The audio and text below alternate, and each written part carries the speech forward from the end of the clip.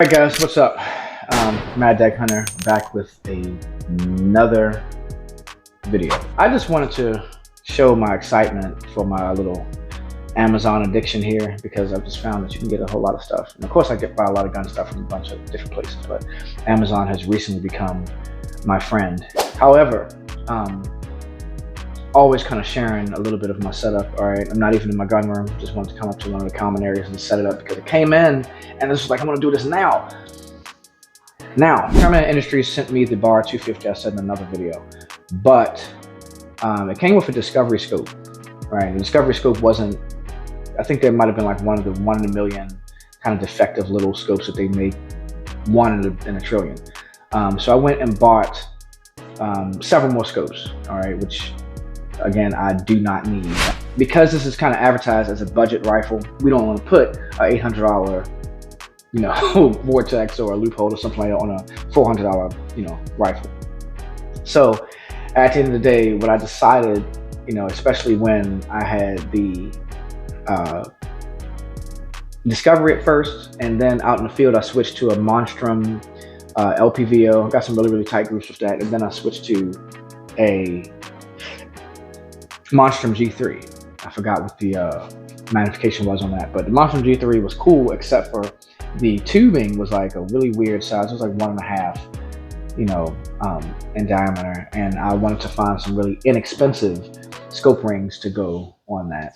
I could not find those. So if we're sticking with the budget small game rifle setup here, $200 scope rings for a 1.5, tube, that wouldn't have fit. You end up spending $600-700 on an optic, and then the gun is only $400 or $500. Doesn't make any sense to me.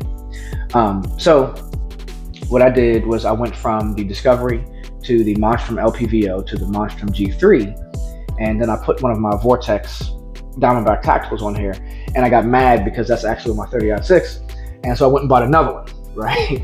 And it didn't work out. All right, so I put some low-rise scope rings on the Barra 250, and again, this is only a 44 bell up here, okay?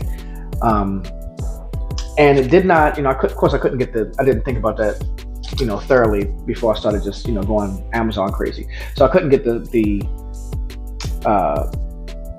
reticle to lower itself enough to even just get a consistent 50-yard zero. And nobody really wants to do, if you zero that, you're only taking small game at 50 to 100 yards, which this thing is only putting out up to about 50 foot-pounds of energy. I'm not taking, a groundhog at 150 to 200 yards to be able to leave that optic up there with the, height that these scope rings gave me, which I think is 0.80. And so I just was like, all right, I'm going to change everything out. Of course, I got happy again and went and bought another EPL 4. Again, this is my second one. My pockets are going to kill me at this point. All right, so I'm going to take this off because Arkin is not sponsoring me. Hint, hint. Okay. So, but went and bought another Arkin. I love Arkin as well. This Arkin is actually a little bit lighter than the Vortex that we have here, and really tactile, audible clicks. I love this thing, guys. It is not illuminated, but it's got a zero stop up on top, parallax adjustment, everything else. Thing is a beast. I personally prefer first focal plane scopes, even when I'm hunting. Even though the general consensus is hunters like second focal plane. Yeah, I like first focal plane pretty much for everything. So, and then I again in my Amazon splurge. They have everything. I went and bought a little Monstrum. I'm really starting to like Monstrum, especially if you guys can learn to live with a little bit of the nicks, and every now and then I got some off stuff with there. But this is a budget company for budget optics, all type of stuff, scope rings. Then I went and bought a Deadlock cantilever scope. Now this is a one piece. I think the height on this is like 85. And I did that because for the Arkin, the bell up here is 50, all right, versus the 44, right?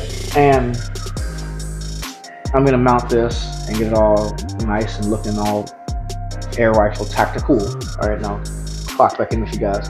And then I bought some swivel studs, All right, the reason I bought more swivel studs is because, all right, he's gonna go crazy here in a second. Maybe not. Is that something to eat? But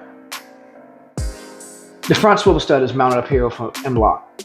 All right, this thing isn't going anywhere. It's awesome. Okay, but however, back here, just imagine we're going through, and for those of you guys that don't know, your swivel studs come with a measurement. Your swivel studs come with a measurement as well, okay, and you want to make sure that that measurement is really on point, because, oh, I'm going through the woods, I'm hunting, I'm great, I'm cool, right? And so we don't want that to happen. I do have, I mean, like, probably 20 or 30 different swivel studs and stuff like that, all different sizes. So I'm going to try a few more of those. But the ones that I have don't have a lot of the other ones that I don't have that I know that fit for this. And I forgot what this is, like a 1x35 possibly. But that one, for those, don't have the ring attached. So me and my high-speed self went and bought some little rings, of course, that you can throw through there and get you a nice, complete janky setup. And then I'm going to put this all together, pull some patches, all right, mount this up, get it looking, again, nice and air rifle tactical. I went and bought a little leveler as well. And then if the swivel studs don't work, wow. Just went and bought a little buttstock adapter. Well, guys, I think that is it for my Amazon rant here. And I appreciate you guys hanging out with me again. Judas. All right, 75. Thank you. We will see you guys in the next one when this thing is looking all nice and extra cool. All right, catch you guys in the next one.